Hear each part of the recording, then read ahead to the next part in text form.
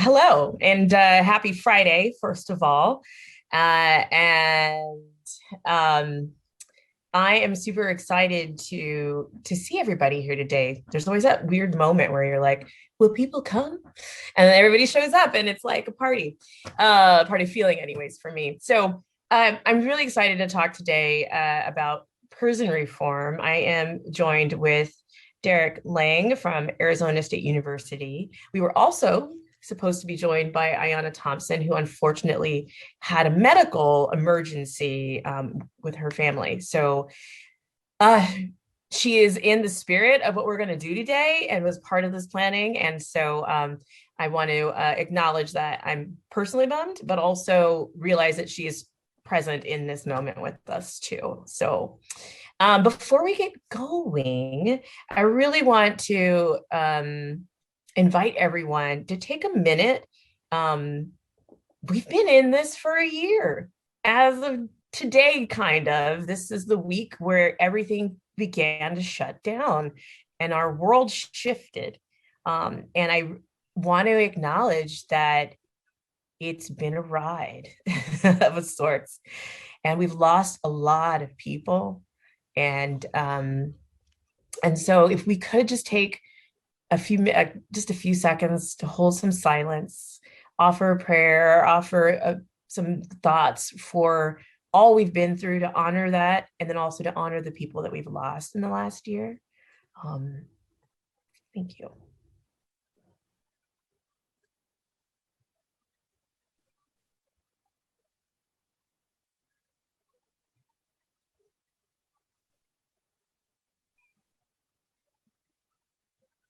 Thanks for taking this few seconds. I also want to talk briefly about the fact that 1 in 5 inmates have actually experienced COVID, where the average in the United States is 1 out of 20 people. So the statistics are much more massive and deep within the incarceral system. And so also, as we think about this today and what we're going to be talking about, I want to also hold space for those folks that we know, and also that we know folks that have gone on in the work that we do now in this last year and even up until today. I've received some news. So I also want to just say and send that energy to those folks as well. And so the last part of what I'm kind of call this meeting the moment that we're in is to think a little bit for a minute about what has sustained you during this year of profound change, and on what has fed your spirit, because we're here. We're still gathering, and we've been able to gather in such a different way than we have in the past. So I'm going to ask you to actually throw that into the chat. And also, I want to do our land acknowledgements right now as well. And if you wouldn't mind throwing that in there as well, and so that we can share with each other all that is feeding us in this moment and acknowledging how we've been able to come to where we are today. Again, my name is Karen Ann Daniels, and I'm actually meeting with you all from the land of the Kumeyaay in what is now San Diego. I currently work at the Public Theater, which is on the land of the Lenape in New York. And I want to also invite Derek as well to share where he is. Hi, everyone. Right now I am in Santan, Arizona, Santan Valley, Arizona. I'm living on the land of the Hohokam people. Yeah. Thanks, Derek. And while everyone else is putting theirs in the chat, I'm going to keep moving. I know this is not anything to do with prison reform. I'm just inviting everybody to get on the observation deck with me. I'm a bit of a Trekkie. I'm not gonna lie.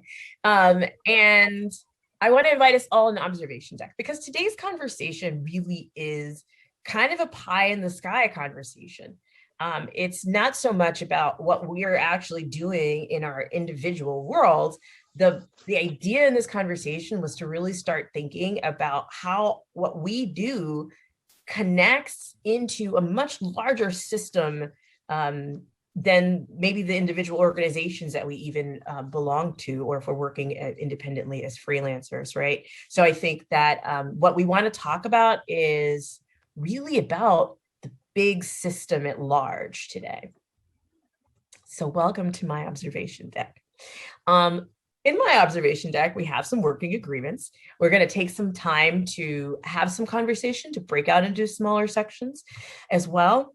And so these are some of the ideas that are kind of resonating for me in having a conversation that feels a little bit sometimes out of pocket and maybe I wasn't ready to walk into. So being part of the network, right? Relationship is the measure of our strength. And I think that's a big piece of what we've been trying to galvanize and during this time.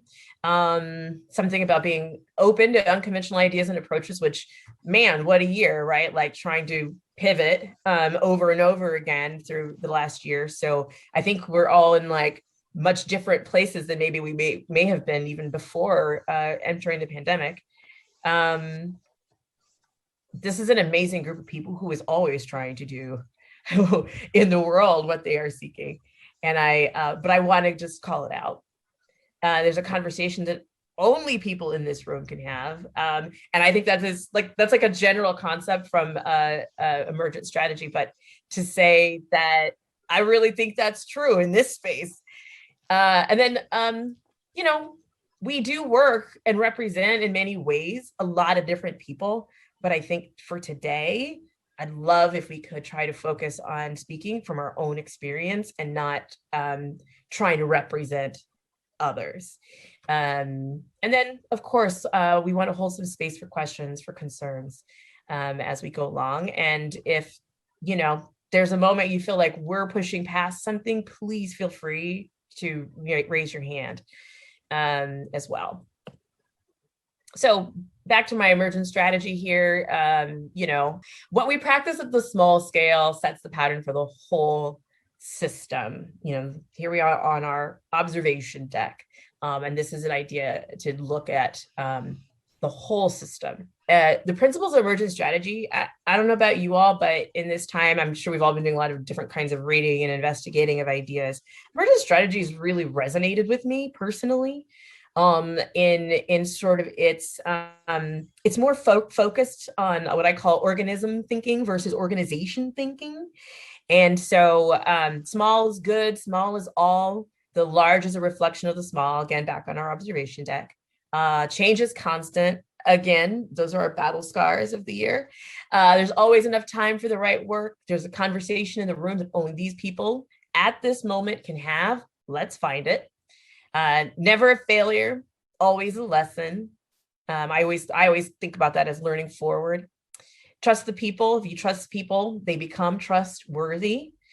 Moving at the speed of trust, focusing on critical connections more than critical mass, build the resiliency by building the relationships. Less prep, more presence. That's a thing. I think, especially in our culture. And then what you pay attention to grows. And that, I think, is really the goal today, is to see if we could pay attention to something a little bit different than maybe we normally do. And I'm going to hand it over to Derek to take us into this next section. Great. Thank you so much, Karen Ann. So I just wanted to kind of let you guys know what initiated this conversation. So I took a seminar with Ayana on Shakespeare and performance, and I have to say it's the best class I've ever taken. So once again, I wish that she were here and that circumstances could have been different. But in this seminar, we asked ourselves a lot of really difficult questions about Shakespeare, anti-Black racism, and authority. So I decided to write my seminar paper on Shakespeare in prisons, which I have to admit I didn't know was a thing before then. And during my research, I found that most of the literature, especially early on, was hyper focused on the benefit that these programs had on the individual, and that there's something about these programs or inherent in Shakespeare that transformed these participants, changed their thinking, led to better behavior, and so forth. Um, Rob Pensolfini, in 2016 in his book, he noted this, writing, discussions of prison Shakespeare, indeed prison theater generally, have mostly centered on the development of the individual participant in terms of personal growth or expressivity. The discourse on prison theater has been dominated in the therapeutic and rehabilitative agendas of both corrections and drama therapy, and commentators appear keen to show results along these lines. Now, I think the literature has recently begun to shift, and I don't want to dismiss or invalidate the importance of helping the individual, but I found it interesting that there was not more of a focus on changing the oppressive systems themselves. And I wondered why that was. And that was much of the topic of conversation between me and Ayana. And it's one of the reasons why I decided to take on this topic moving forward with my master's thesis. One of the things I also wondered, and I don't know if this is a fair assumption or not. I'm coming to this conversation with not a lot of answers, but mostly a ton of questions. But if all we do is focus on improving or transforming the individual, might these programs in fact be perpetuating the oppressive systems they find themselves in? And that question might seem, or that claim might seem counterintuitive. But I was looking back in this conference on some of the sessions on anti-racism, and Sylvan Baker had something that I thought was really interesting to say. He said, we have to embrace the fact that some of the structures that we work within and some of the work that we may do may be perpetuating injustices that we don't agree with. So let me explain what I mean by this. When Obama was first elected president, I remember that the conversation that I kept on hearing was that this was proof that we had gotten past racism. And I'm sure all of you have heard similar arguments, and that we've gotten over it, that we have a Black president now. Now, we in this room, I think, know that this is not true, that we are not over racism. But the point is, I believe that systems of oppression become more durable with success stories. And if all we are doing is using Shakespeare to try and improve or transform people's lives without looking at the structures that are oppressing those who we are working with, then we might perpetuate the false narrative that these transformations show that prisons do work, or that systems don't need to be challenged or changed, when in fact they do. So we're hoping that today we can generate some conversation to ask some difficult questions on how tackling the problem of oppressive systems itself might come to more of the center of our focus and goals in our work. So on the slide, you can see a quote from Michelle Alexander, and I wanted to take a look at it. And I was going to ask some questions about this. And when I ask these questions, if you guys can just think about it for a second and then put your answers in the chat. So Michelle Alexander, in The New Jim Crow, she wrote, all of the needed reforms have less to do with failed policies than a deeply flawed public consensus, one that is indifferent at best to the experience of poor people of color. So some of the questions I will post in the chat. But some of the questions that we had about this is, first off, do we agree with Alexander's claim? If not, what is needed to initiate the reforms our communities need? And what is our role in the work that we do in this? If you do agree, how can Shakespeare in prisons or prison theater more generally help begin to change the deeply flawed public consensus in our communities?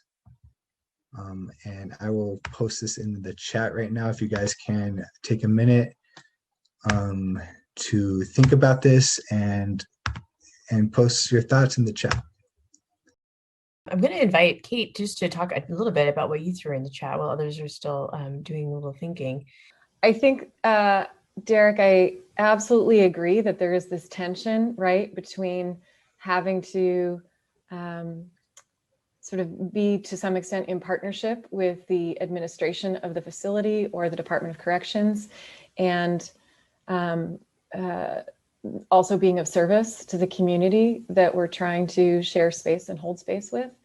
I always think there's a certain amount of code switching that goes on, that I am pitching the program in one way to the administration, right? And it's true, the things I tell them that they're going to get out of it are true, but those aren't really the reasons I'm there, right? Like I'm on the down low in the classroom trying to subvert in certain ways, because like that James Baldwin quote, which I'm not going to remember accurately, so I apologize, Mr. Baldwin, but he says that thing about how the purpose of education is so that you can really engage with the world in a critical way and figure out how you want to change things. And that the problem is that once we educate people that way, nobody wants those people around who actually want to change things, right? Because there's such a deep attachment to the status quo, whether it's outside the walls or inside. But what, you know, the invitation in the room is to think critically and to engage and to connect, which is not 100% what the Department of Corrections would like us to do. But I think, so there's absolutely a tension there. I completely agree with that. And I think there is one of those places where we shift that consensus is on those occasions when community guests come inside a facility and discover that these are actually people, right? And that the sort of pop culture idea of who we incarcerate and what we incarcerate has nothing to do with the conversation they're having and the connection they're making in that visiting room or that performance, temporary performance space. Did that make any sense? Yes, it did. Okay. Thanks for sharing. Yeah. Seen a few more thoughts in the chat. Artemis or Kate or Franny, would either of you like to share a little bit more about your comments? Sure, I'd be happy to. So I'm thinking about, I've been working on this book about consent in Shakespeare, and one of the things that came up is in Merchant of Venice, Lance's Moorish girlfriend, who's pregnant. She never speaks, she never appears, but thinking about how people have access to society and how, what, did she agree? Did she agree to have a relationship with Lance? I don't know. And thinking about the intersectionality of being a woman, described as Moorish, probably Muslim, and also Black in that play that is largely about anti-Semitism.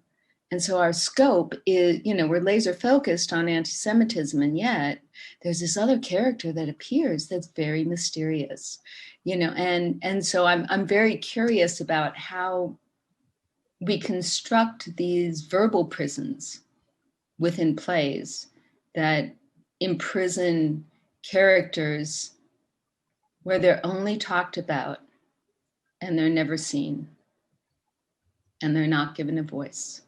Yeah, thank you so much for sharing that. the idea being and the invisibility. Yeah. Anyone else? Kate? I was Okay. just, Yeah, yeah, go for it. I was just thinking,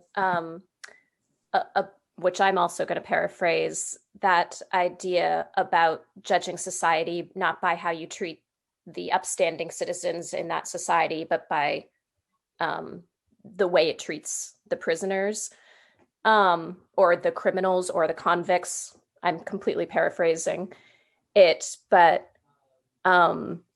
all of society is sick, if not all of society is well. And so I think when we do that othering of us and them, it just creates that rift and makes it even deeper. And we are sick and don't even always realize it. You know, people who forget about everyone inside the walls thinks they're going along fine without knowing the humanity there. But there's a sickness innate in them because of the way that our society treats them. That's my ramble. I'd love to expand upon and maybe even amend what I wrote a little bit about that.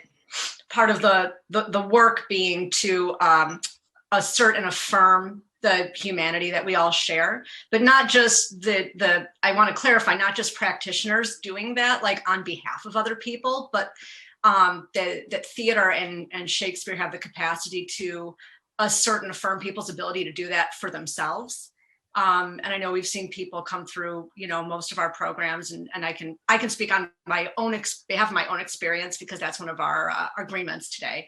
But on behalf of myself and the people I've worked with, we've seen folks who have said like the confidence built, and learning what I can do with this text and with theater and in this group, what I've learned about myself. Now I feel like a more powerful advocate for myself and for others who are experiencing the same thing.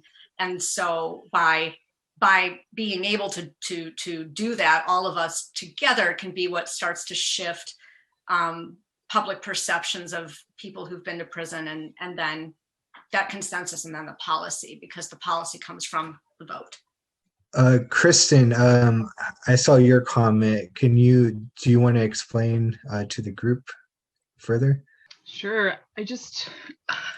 I don't think that we'll ever come to public consensus. I think of myself generally as an optimist, but I don't think that I've lived in a lot of places in the United States, and I grew up largely in Texas, and it's really hard for me to go back there, especially now as an adult, because I'm really confronted with people who have deeply rooted ideas and beliefs that are so different from my own. And so at this point, I don't actually believe that there can be public consensus. And I think that we can move to policy reform even without everybody agreeing. But I do think that takes enough people engaging in conversation and being curious to educate themselves and being curious to listen to others. Because I think that when we can actually listen to each other, then even if I don't agree with you, I can start to understand where you're coming from. And I think it's in a similar way that I think that a lot of religion is really similar, and there's just different vocabulary and different expressions of it. And so I think that there could be consensus in, not in vocabulary, but in basic human rights, I hope someday. I don't know, now I feel like I'm floundering and I'm starting to really judge myself, but thank you. No, don't. That's what I think you make sense. You make sense.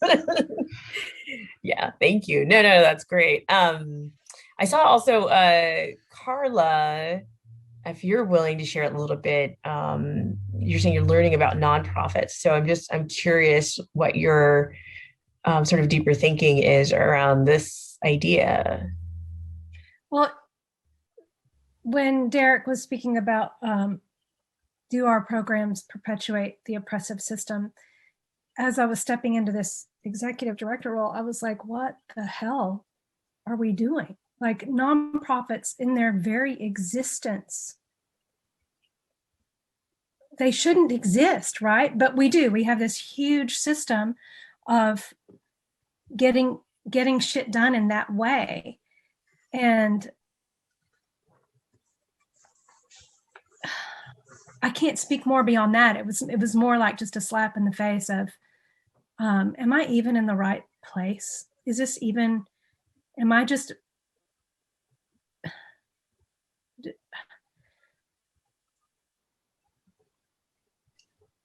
the work should be done. It shouldn't be done because people have some extra time or money to throw at something, like. Yeah.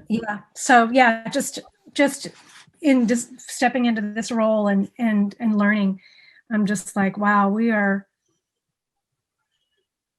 even this whole system. And I don't even know how it evolved, frankly, but yeah, that's all. I feel you. Just to say that, like, personally have questioned sort of like what the 501c3 designation really should be. And I think a lot of us say, and I'm speaking very broadly, and I'm sorry, but when I look at different mission statements and why people exist, et cetera, to me, there's sort of like an inherent problem we're trying to address. So then I start to wonder if we're supposed to exist indefinitely, but if we've actually done the thing, and if everything we were doing was to tackle that idea, then when do we actually accomplish that, if that makes sense? So that's something that, way in the back of my mind, I think about as well, because I'm like, well, we say that we're here to do X, Y, or Z, but we did that already. Right? Maybe this money should be going to someone else. I'm like, that's kind of how my brain in its most like simple wants to work. But yeah. All right, I'm gonna move us forward and just say just thank you all so much, because there's a lot of wisdom in the chat, a lot of great questions and thinking, and I'm so excited that you all have shared and participating in this conversation in this way. Okay, now I got to find the presentation. Oh, there it is. So, I mean, we've kind of, I think, started to dig in a little bit to some of this, but Derek, I'll hand it back to you to keep us going. Yeah, so I think we've some of our comments have kind of brushed at the surface of this this tension that Kate kind of brought to the surface also. But the next question we have is, do relationships with prison staff and authorities and funding needs restrain theater practitioners in prison programs from addressing the failures in our penal systems and challenging our ideologies of punishment? So we'll open up for you guys to think about that question a little bit more deeply, and possibly put it in the chat also. And we will see if anybody would like to speak on that. Yeah, and you can feel free to unmute yourself if you would like to, or you can use the hand raise. I have something for that. Yeah, thank you, Steph. Thank you. It feels to me, and I wrote this a little bit in the chat, that the individual people that we work with in our we do juvenile work, they all they seem, even to our major juvenile judge, that they want things to be better, and everybody wants things to be better, and that including us in their programming is part of a way to make things better. It doesn't feel like anybody can figure out yet how to stop the school to prison pipeline that is rampant where we live, but the treatment and services offered to the young people while they are incarcerated, everybody wants that to be better. So I don't feel tension with the people I work with, but boy, I don't know how this makes me feel helpless when I think about the whole and how do we fix the whole thing? Then I think I have to go to school and learn more, or, do something that is outside of my realm of knowledge, which is so limited. So that's my thought on that one. Yeah, thank you for sharing that. I appreciate that. I like that. I mean, I was reading what you wrote in the chat, and like this idea that, I mean, in my experience, the people I work with, the reason we're there is because we're invited in, right? And I think that I'm always thinking though about but we also know there's like so many other layers to the prison system. So, that's like what I can touch, So, but it's like, gosh, I wonder if there's something else. What is happening on the outside of that, right? That how else can we enter in? Are there other things that we could offer even or to more people within the system that are within our touch? And just questions that pop up in my head. Yeah. Well, and Karen Ann, I'm wondering, I ask all those questions too, and I'm also wondering, what's the risk if we, as the people who want to come in and be holding space inside the facility, if we're more vocal about the structural stuff, do we risk losing our access to the folks we're in community with? I feel like I don't know the answer to that, and I'm not trying to squirm out of it, but I would hate to, I mean, it's a year yesterday since I was inside. I imagine that's an anniversary for a lot of people on this call. To not be able to go back in there again would be, and maybe that's my problem. Maybe that's self-serving, but. So yeah, I think a follow-up question to this is how do we work through this? How does this look in practice, I guess? I was just thinking about your question and what Kate just put into the chat about being guests. And I think that that's actually part of the problem, is that, yes, I understand technically being guests, but also that it's a collaboration, and being there with that kind of a label put on it, then I don't know what chance we have to make changes. And I think that,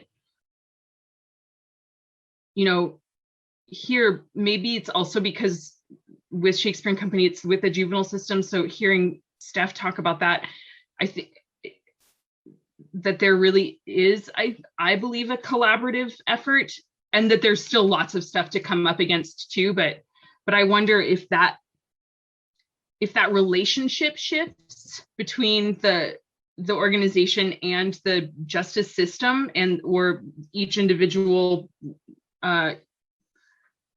prison that companies are working with, if that's the place to start, of really building a partnership rather than, oh, you're here to serve us in one way. I remember when I first started out here in California, and I remember getting, going through all the paperwork and going through orientation, and it's like, you're a volunteer. I was just like, no, volunteers, pick up trash in their neighborhood park.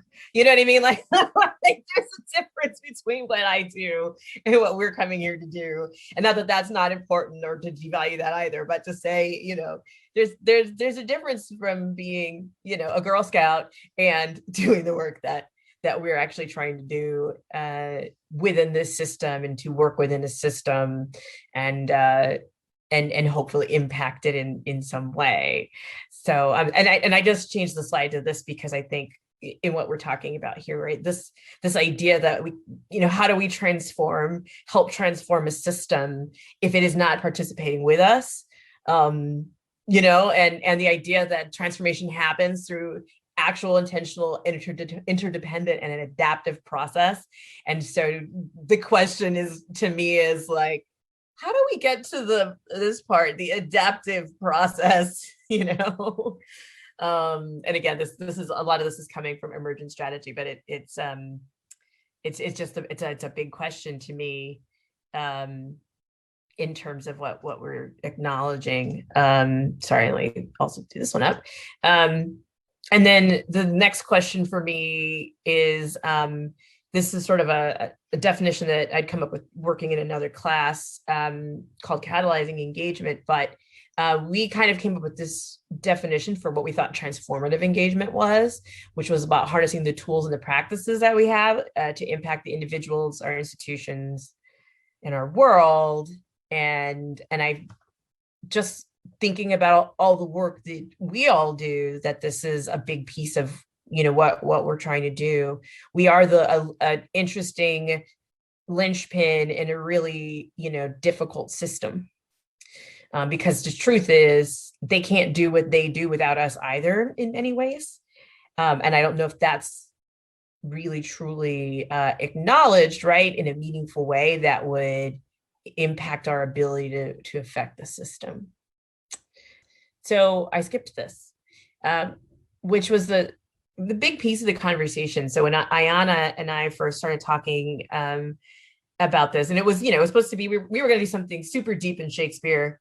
And then this conversation, after interacting with Derek, came up. And so she brought it into ours.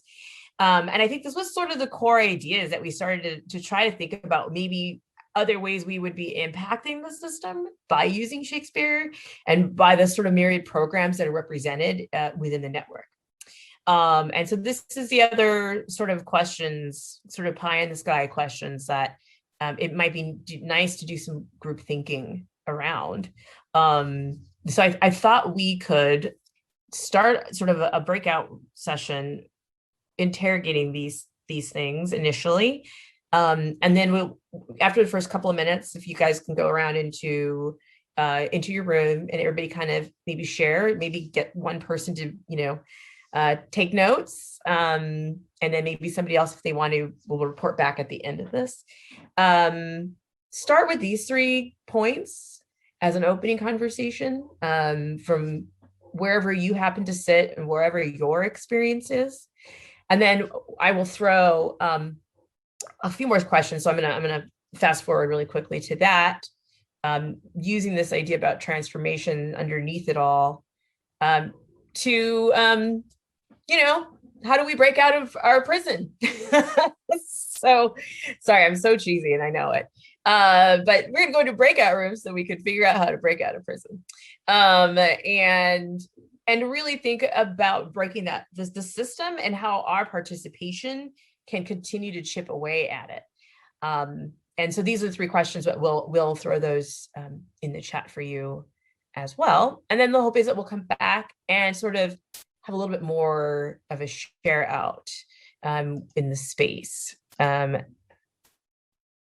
Scott, are you handling our breakout? Yeah, I think I've got 5 rooms right now, about 4 people in each room. Okay, very cool. All right, so this is basically how are we using Shakespeare in our programs to do these 3 points that I put in here. All right, hit send. Rooms are open.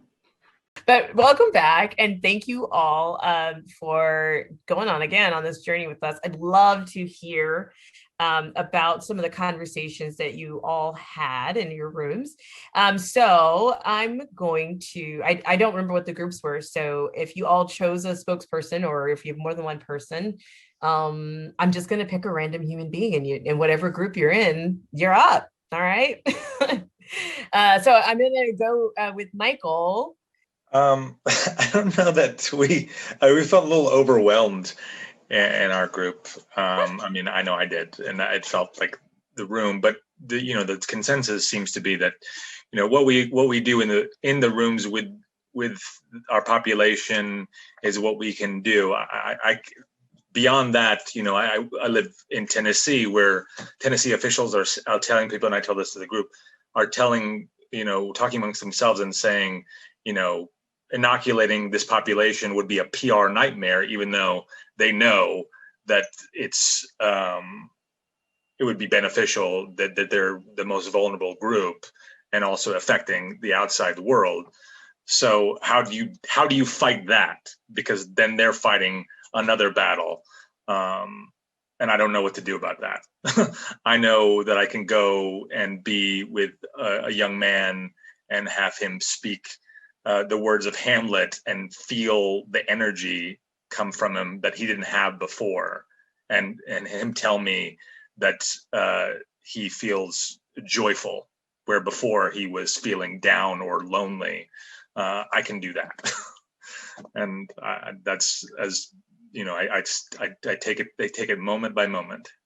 I would add just really briefly, because we already did a whole session on it, that our groups, my program's critical edition of Richard III we're working on is sort of intended to address all these questions in terms of getting that analysis out and connective humanity out there from ensemble members and alums. And then I had really briefly just thrown out, because the questions were flashing on the screen, in terms of what the network can do. I think that we can combine forces to do some research, and then maybe we could come together with our research, self-study on our own programs, things like that. That's a whole other whatever. No, that's a great one. I mean, we've been talking about that. We'll always continue to talk, I'm sure. And I know we're going to talk about it also as part of the juvenile conversation next Friday. That's a big piece of that conversation as well. Yeah. Other folks, Gina, who was in your group, and do you guys have anything you want to share back? Yeah, so I was in a group with Peter Holland and Kristen and Carla. Yeah. And one of the things we talked about is reentry, and what an important site reentry is, and a place, so to not just think about doing Shakespeare inside, but doing, Shakespeare right outside, right outside the prison doors, because reentry is so challenging for returning citizens, and so to find it, to create another platform for support as they're reentering, and then. It's more potentially more public spaces that more public, that more people can see. So I think that we talked about is, how important it is to make this work visible. Right?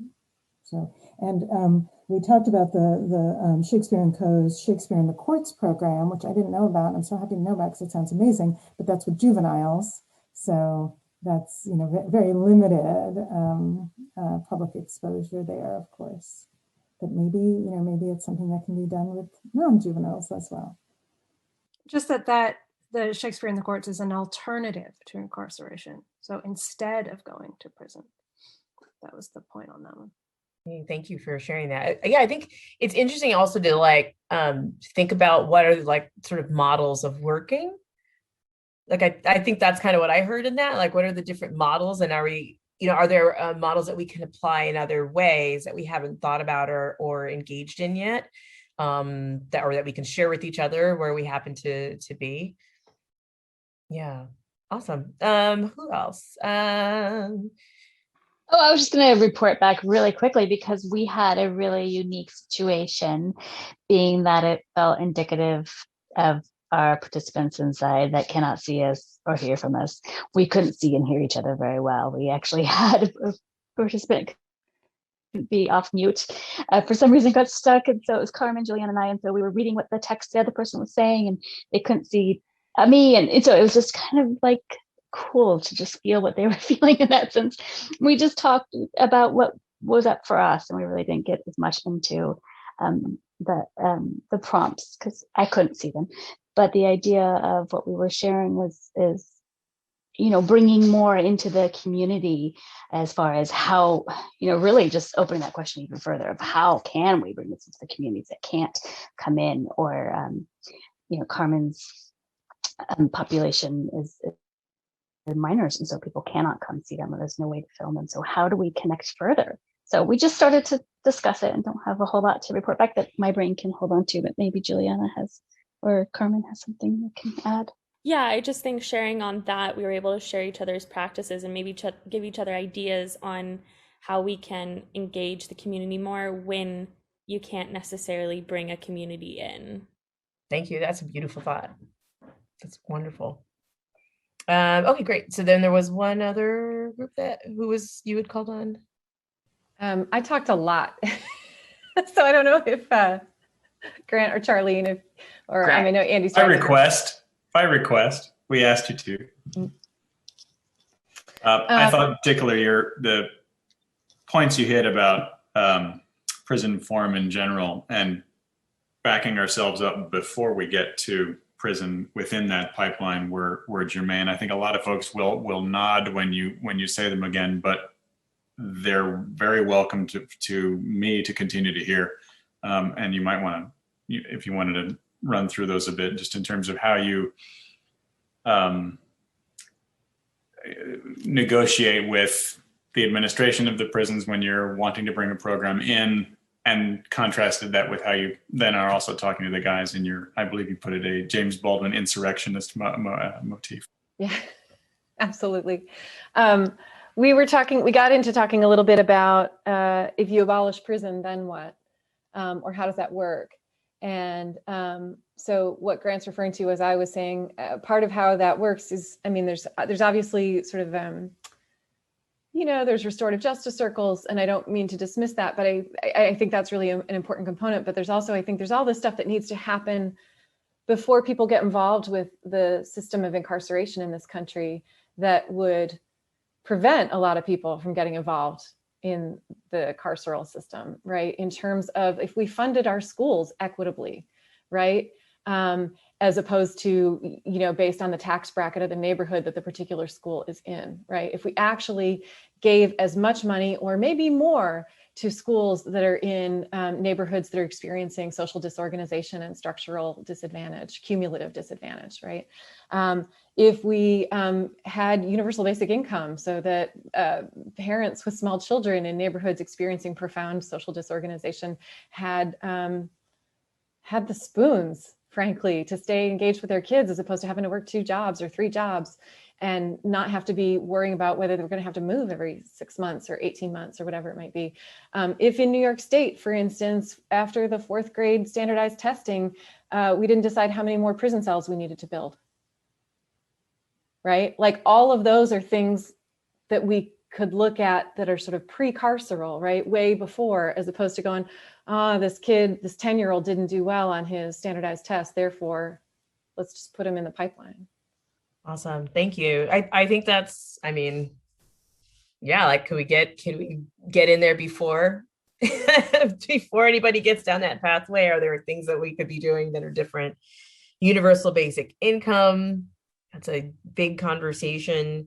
What happens if we abolish the prison system?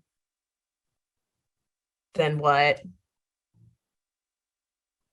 Did anyone think at all or talk at all about, this is just something that was a part of the conversation Ayana and I had been having. We were like, what if we had, we were doing classes or workshops with actual personnel from the prison versus the inmates? Is there an opportunity, like what if we were part of training, right? When someone becomes a prison guard or prison employee, like what if theater was actually part of that training and that pathway? So that's sort of one of the ways that we were starting to think about it, where it's like we're already doing this thing. Is there another benefit to the overall system that we could come in at it another way, which would then change, transform both sides, and then build even just within that, a healthier ecosystem potentially? That the idea is that, for me, that, a lot of the guys that I've met that work in prison sometimes have similar traumas, engage and perpetuate the similar behavior. They're just on the other side. So, I wonder what it would look like, for us to start thinking about who else we haven't served yet with the work that we do. And is there a possibility to start thinking about it also from that perspective? Karen, and I'm going to drop a link. There's a Harvard professor named Jeff Wilson that has created a program called Shakespeare for Cops. And there's like an 18-minute YouTube video about it. I'm going to drop in the chat right now. Jeff Wilson. I feel like I've met him. Or, you know, it could have been a guy from high school named Jeff Wilson. Who knows? It could have been either. But I just saw, Franny, you were saying that Actors Gang does similar work. They were, yeah, I can't remember where they were in that, but I know that they had either just begun or were about to begin one of their programs, which is not Shakespeare, right? It's the Commedia one, but they were about to start working with, I think, corrections officers. I don't remember if it was police or corrections officers, but I know that they were, like I said, had begun or were about to begin doing something like that. Well, police could use it too. Sorry, from my very personal perspective. But I don't know. Like I'd be curious if other people have thoughts about like how would you go about trying to do that? Is that something in your world that is possible to think of? Because I always think of when we were out at Sentinella State Prison here, and I remember we went in to film the guys and do interviews, you know, funding, the thing we're always needing. So to capture some things to continue to do the work. And I spent 2 days going in and out with the camera guy, and there was one of the correctional officers who was charged to just be with us both days, all day long. You know, never cracked a smile, never, you know, said anything until the very last minute. We were walking out, going through all the bags, counting all of the equipment, and he was standing there. And at this point, I had learned not to try to be friendly and was just like, just gonna sit here, you know, I'm gonna be cool. I'm cool. And then he just kind of leaned over and said, you know, that guy so-and-so that you were talking to? And I was like, yeah, what about him? He's like, I was in an altercation with him a year ago in his cell. It's not the same dude. And that's what I got. So that's what I think for me, that was the moment when I started to think about some of those things. Anytime I've had a bad thing happen with somebody, the previous to this, trying, we brought somebody from the Globe that annoyed of somebody in one of our performances. And 6 months later, we were trying to move on to another yard with our program. And the captain on the yard said no. Well, guess who the guy was on the got annoyed on the other yard 6 months before, right? And made it almost impossible for us to move into the. Actually, he made it impossible until he got moved to another yard, and then the new captain came on, and we were able to do it, right? So it's like, you know, how much we have to tiptoe, right? And but so then I wonder, like, oh gosh, if we could just maybe be more part of this, like to think more holistically about this world. Maybe the things that we do on the individual basis that we know have collective results, right? On the yard, the yard gets safer, there's less violence, you know, we see guys talk to guys that would not normally talk to each other, right? I mean, there's all these things. I wonder how that would manifest itself within the larger, you know, incarceral industry, if you would. So yeah, I'm missing some comments here, but Kristen, talking about neighborhoods and schools makes me wonder if there are ways to have educators and school systems partner with justice systems to address the needs of kids and neighborhoods before the school to prison pipeline takes hold. Yeah, I wonder about that a lot too. Do you want to talk a little bit more, Kristen, about that? I know you looks like you jumped down a little bit further. It's really just a curiosity. I don't have any thoughts on how to change it. Just, I think what keeps coming up for me in this meeting today is just community, thinking about how can this community share the collective knowledge with each other? How can we build community for people after they re-enter, after they leave the prison system. Just there's so much power in community, and I just wonder how we can build more communities to create more, not even safe spaces. Like, I don't know if safe spaces exist, but spaces where people are more willing to be uncomfortable and take a chance and change. Awesome.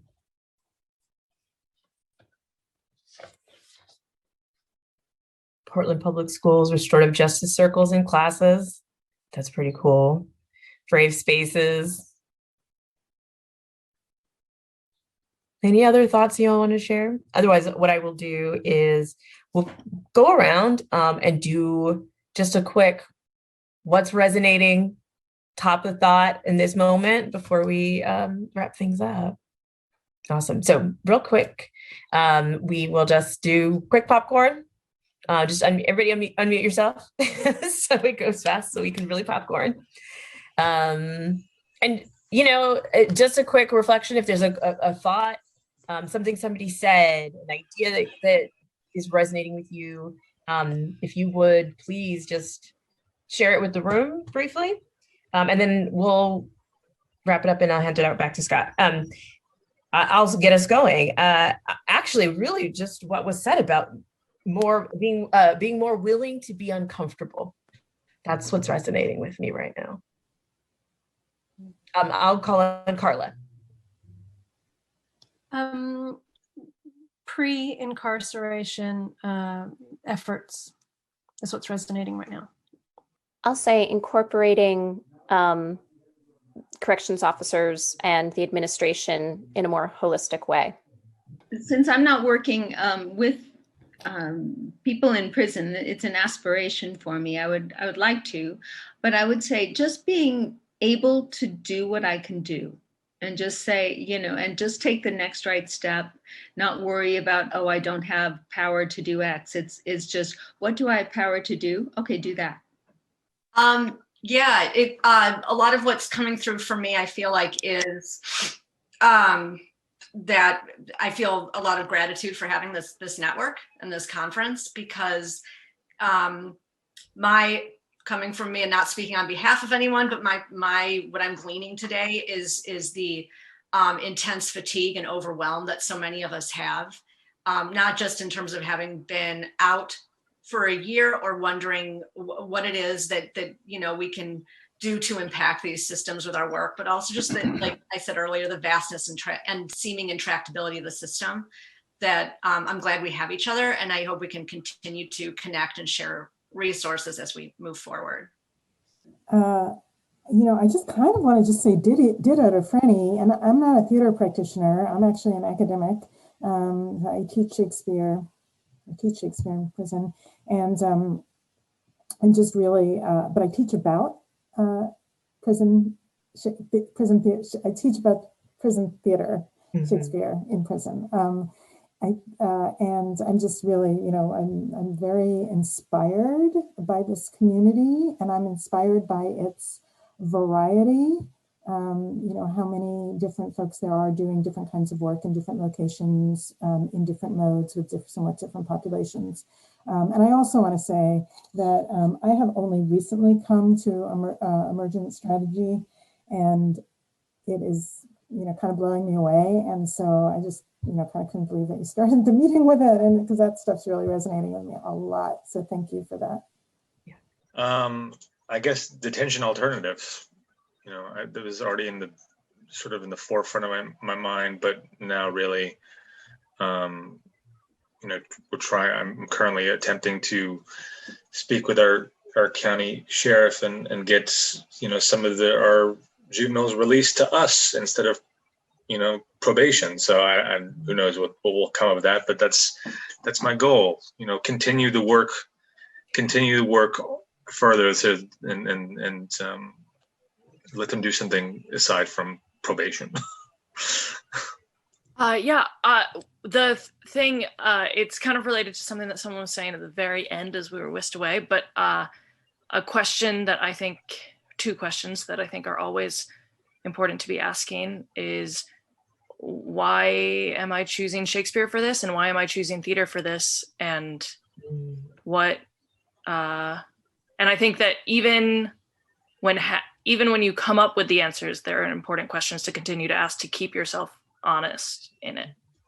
I was thinking about the restrictions forced upon us by COVID actually helping to communicate some of what our program is doing beyond the walls of the space. We were able to get permission for the kids involved to film and put on YouTube their final performances. It was daunting, but to have those videos out there, because the sound is awful and all the other things you would expect. But they also, some of the kids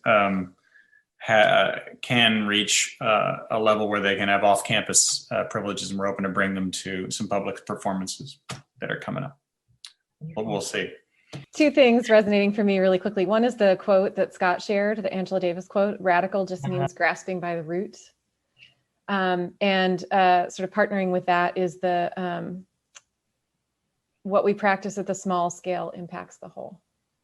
One of the things that Kevin Coleman, who designed the Shakespeare in the Courts program at Shakespeare and Company, always says when people, funders, DAs ask him, like, does this fix the kids? He's like, no, nothing fixes them, but it does change them. And I think that if we can change our expectations too within the community at large, that might be another point of making a difference. And just better together, like thinking about how all of these people in this group have such a body of knowledge, and how much more I know just from having spent an hour and a half with you all. Okay, I'm going to read really quick, because I know Carmen put hers in the chat, and I want to hold some space for that. It's okay to be uncomfortable with the community, and we survive with the community. And in addition, we survive with the idea of community. Thank you, Carmen.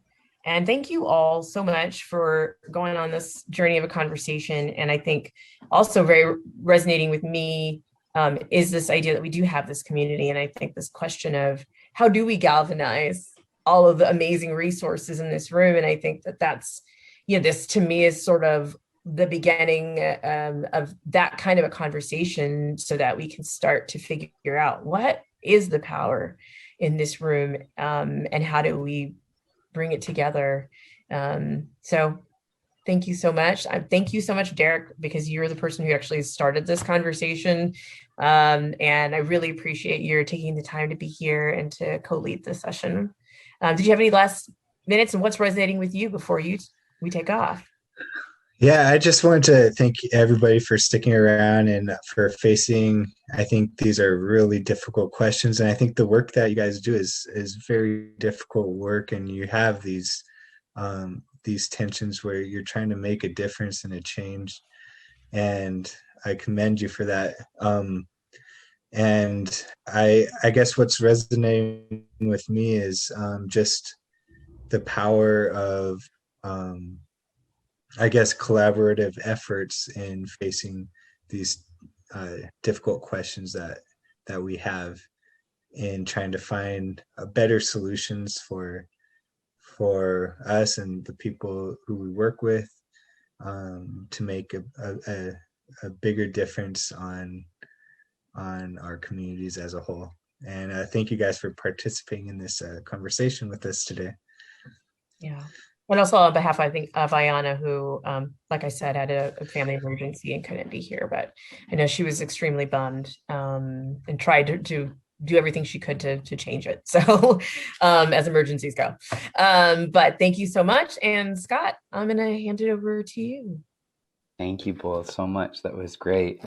I'll say that where I'm at right now is thinking about deeper levels of complicity. And even as we endeavor, and this has been such a huge part of this convening, about decolonizing our practices. We may decolonize the practice, but the space is still colonized.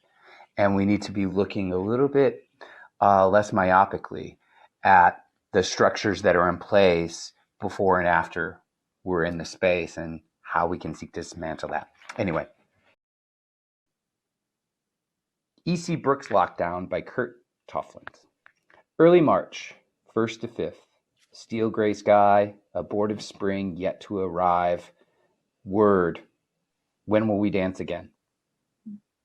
Traveling on a freight train from the West Coast. Pacific cruiser riding the rails. When will we dance again? Absent from week's previous prison visit. A side trip to Huntsville, Alabama's Limestone Penitentiary.